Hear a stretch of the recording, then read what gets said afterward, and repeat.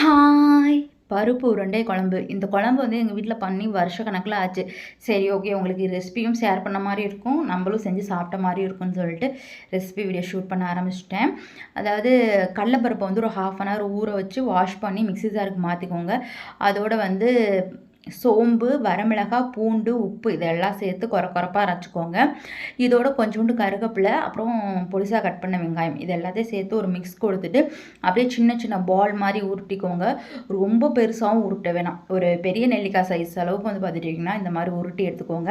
Next குழம்புக்கான recipe. அதுக்கு கடாயை அடுப்பில் வச்சுட்டு எண்ணெய் விட்டு கடுகு போட்டு பொரிஞ்ச உடனே 1/4 டீஸ்பூன் வெந்தய பவுடர் சேர்த்துக்கோங்க.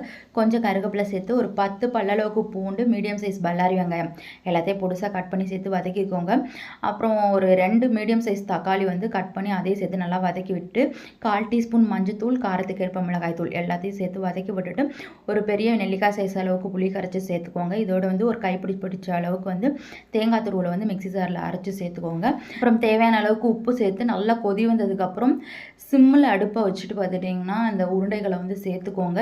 சேர்த்து மூடி போட்டு ஒரு 1/4 மணி நேரம் கொதிக்க விட்டு எடுத்திங்கன்னா சூப்பரான பருப்பு உருண்டை குழம்பு தயார். ஸோ செம்ம டேஸ்ட்டாக வந்திருந்தது. நீங்களும் இதே மாதிரி ட்ரை பண்ணி பார்த்துட்டு எப்படி இருந்ததுன்னு கமெண்ட் பண்ணுங்கள். சரி, ஓகே, இன்னொரு ரெசிபி வீடியோவில் பார்க்கலாம். டாட்டா, பாய் பாய்.